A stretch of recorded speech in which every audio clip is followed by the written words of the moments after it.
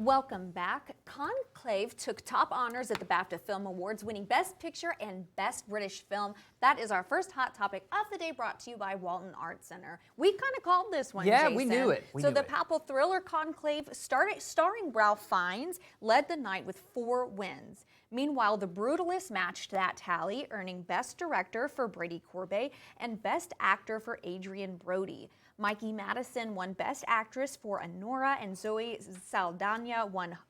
She took home Best Supporting Actress for Emilia Perez, which also won Best Film Not in English. So there were surprises, drama, big wins. So this year's BAFTAs certainly delivered. Lots of deserving wins. Yes. I don't think there's a lot of surprises there. Yeah, I agree with you. And you know, we always look at the BAFTAs as kind of the precursor, one of those precursors to the Oscars, which are coming up in early March. Right. So, you know, some of these winners from this one might be tagged to win the big one, the Oscars, when those come around as Absolutely. well. So exciting for Conclave, yeah, especially. I'm excited because I think it is the one that I have seen. Of all the best, maybe I've seen a couple of them. So that's the one I can speak on. Wicked, I've seen. Dune, I've seen, but a lot of the you know, more indie movies I haven't seen yet. Yeah, so, yeah, same. Yeah.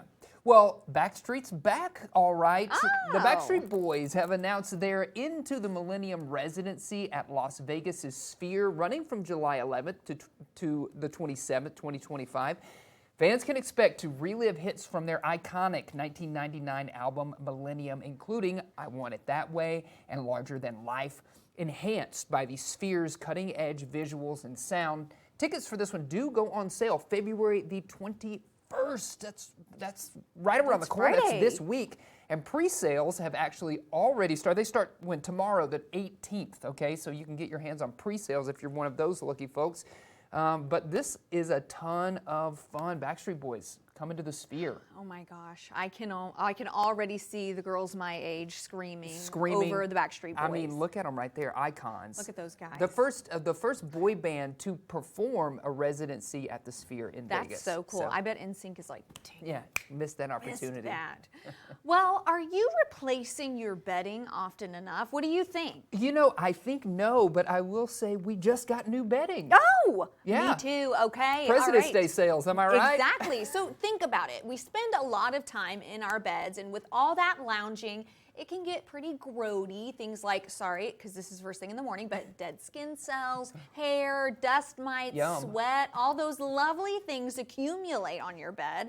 And your pillowcases and your mattresses over time. So to prevent this buildup, it's important to wash all of your bedding regularly. Now, experts recommend washing sheets every 2 weeks. Listen, I got you beat. I do it every week. Nice. And comforters every 3 months. Personally, I would do it more than that. I'm just saying.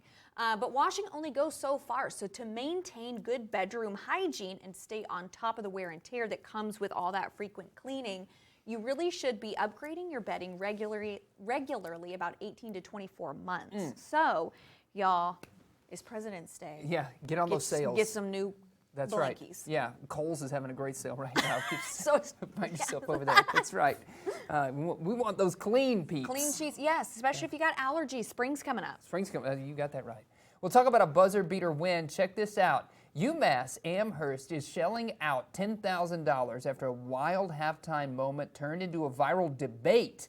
Now, student Noah Lee nailed a layup, a free throw, and as you'll see, a three-pointer and then a half-court shot all within 30 seconds to win big cash prize. But hold up.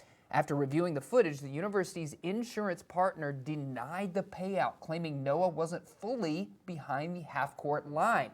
But the fans came to Noah's aid. They weren't having it. Once that video went viral, UMass changed its tune, finally cutting Noah the check, a well-earned win if you ask us.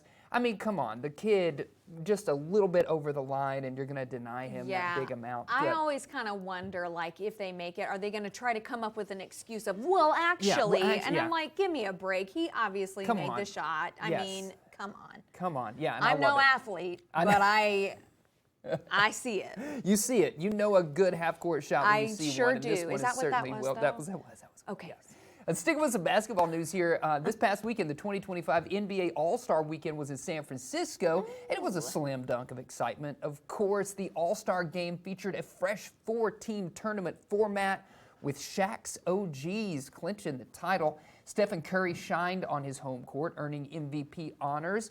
In the three-point contest, Tyler Hero showcased his sharp shooting skills, taking home the trophy. The slam dunk contest saw Mac McClung make history, becoming the first player to win 3 consecutive titles with jaw-dropping dunks.